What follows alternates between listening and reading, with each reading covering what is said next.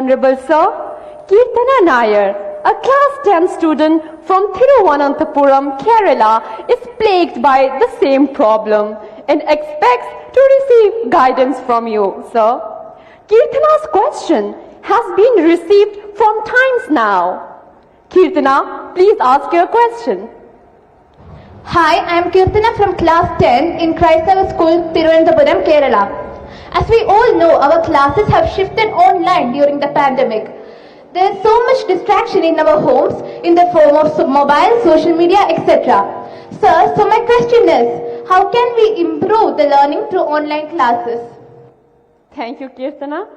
Honorable Sir, online education has challenged not only students but teachers too. Mr. Chandra Chudeshwaran M., a teacher from Krishnagiri, seeks guidance and direction from you. Sir, please ask your question. Namaste, Honorable Prime Minister Sir. I am Chandra Chudeshwaran from the Ashok Leyland School, Hosur, Tamil Nadu. My question is, as a teacher, conducting online teaching and learning has become a challenge. How best to face it, sir? Dhanyavad Mahoday. Thank you, sir. Honorable Prime Minister, sir, Tarun, Sahit, Kirtana and Chandra Chudeshwaran sir are all anxious about the online education has caused them to addicted to and distracted by social media during the last 2 years. Honorable sir, from different parts of the country, we have received many similar questions.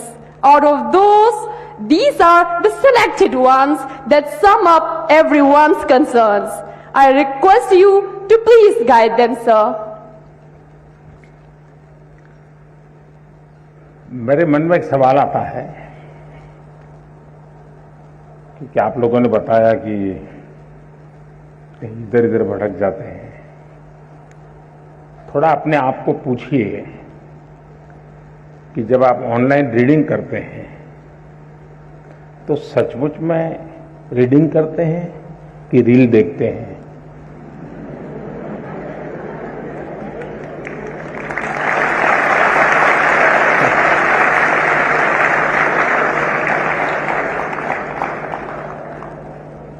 अब मैं आपको हाथ ऊपर नहीं कराऊंगा, लेकिन आप समझ गए कि मैंने आपको पकड़ लिया है।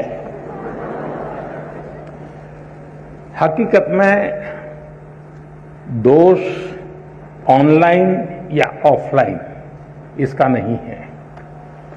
आप अनुभव किए होंगे, क्लास में भी बहुत बार आपका शरीर क्लासरूम में होगा, आपकी आंखें टीचर की तरफ होगी, लेकिन कान में एक भी बात नहीं जाती होगी, क्योंकि आपका दिमाग कहीं और होगा। कान को तो कोई दरवाजा नहीं लगाया है, कोई खिड़की नहीं लगाई, लेकिन मन कहीं और है तो सुनना ही बंद हो जाता है, रजिस्टर ही नहीं होता है। जो चीजें ऑफलाइन होती हैं वही चीजें ऑनलाइन भी होती हैं। इसका मतलब है कि माध्यम समस्या नहीं है, मन समस्या है।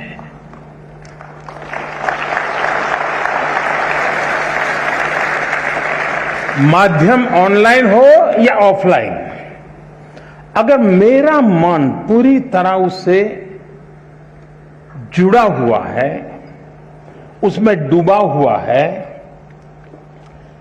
मेरा एक खोजी मन है जो उसमें की बारीकियों को पकड़ने की कोशिश कर रहा है, तो आपके लिए ऑनलाइन या ऑफलाइन मैं नहीं मानता हूं कि कोई फर्क पड़ सकता है।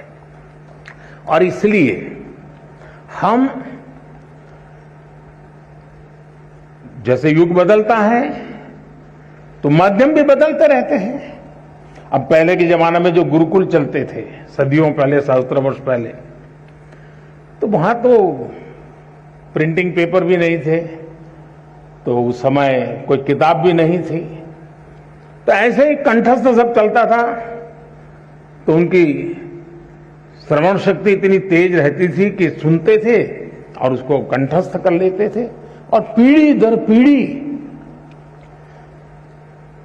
कान के द्वारा सीख करके बाद में युग बदल गया, प्रिंटेड मटेरियल आ गया, किताबें आने लगी, तो लोगों ने उसमें ढाल दिया। ये इवोल्यूशन लगातार चलता रहा है, ये और यही तो मानव जीवन की विशेषता है। तो वो इवोल्यूशन का एक हिस्सा है कि आज हम डिजिटल गैजेट के माध्यम से, नए टेक्नोलॉजिकल टूल के माध्यम से बड़ी आसानी से चीजों को प्राप्त कर सकते हैं और बड़े व्यापक रूप से प्राप्त कर सकते हैं। इसे हमने एक अपॉर्चुनिटी मानना चाहिए, हमने इसे समस्या नहीं मानना चाहिए। लेकिन ये भी सही है कि कभी हमने एक कोशिश करनी चाहिए, हम ऑनलाइन हमारी पढ़ाई को एक रिवॉर्ड के रूप में अपने टाइम टेबल में रख सकते हैं। मुझे पक्का विश्वास है कि मान लीजिए आपने आपके टीचर के द्वारा मिली हुई नोट्स और स्टैंडर्ड मटेरियल कहीं आपको ऑनलाइन अवेलेबल है, दोनों को बराबर देखेंगे तो आप ही उसका वैल्यू एडिशन कर सकते हैं। आप कहेंगे हाँ टीचर ने इतना बताया था, मुझे इतना याद रहा था, लेकिन यहां दो चीजें मुझे अच्छी मिल गई है, अच्छे तरीके से मिल गई है, मैं दोनों का जोड़ कर दूंगा, तो वो आपकी ताकत बहुत बढ़ा देंगे। ऑनलाइन का दूसरा लाभ ये है, आखिरकार शिक्षा का एक हिस्सा है ज्ञान अर्जन करना। अब ऑनलाइन और ऑफलाइन का सिद्धांत क्या हो सकता है? मैं मानता हूं ऑनलाइन पाने के लिए है, ऑफलाइन बनने के लिए है।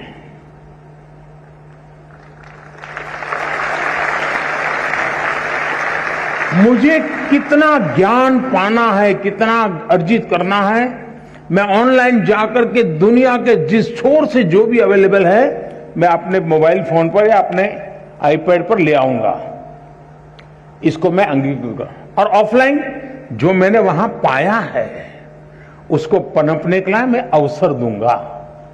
मैं ऑफलाइन उस जो चीजों को, मैं अब मान लीजिए यहां साउथ इंडिया के साथियों ने मुझे पूछा, आखिर में बड़ा कम करते हुए बात हुई, टीचर महोदय ने पूछा, तो मैं ये कहूंगा कि मां ऑनलाइन आपने डोसा कैसे बनता है, कौन से इंग्रेडिएंट होते हैं, क्या प्रोसेस होता है, सब देख कर लिया, लेकिन पेट भरेगा क्या? बढ़िया से बढ़िया डोसा आपने कंप्यूटर पर बना दिया, सारे इंग्रेडिएंट का उपयोग कर लिया, पेट भरेगा क्या? लेकिन वो ज्ञान अगर आपने कोशिश की और डोसा बना दिया तो पेट भरेगा या नहीं भरेगा? तो ऑनलाइन को आपका आधार मजबूत करने के लिए उपयोग करें, आपको ऑफलाइन में उसको जाकर के जीवन में साकार करना है। शिक्षा का भी ऐसा ही है।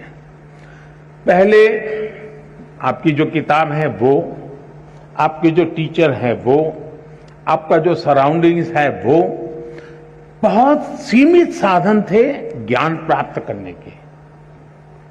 आज असीमित संसाधन है, इसलिए आप अपने आप को कितना व्यापक कर सकते हैं, खुद का विस्तार कितना कर सकते हैं, उतनी ही चीजें आप उसको एडॉप्ट करते जाएंगे।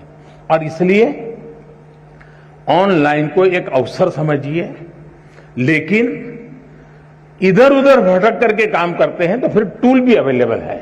आपने देखा होगा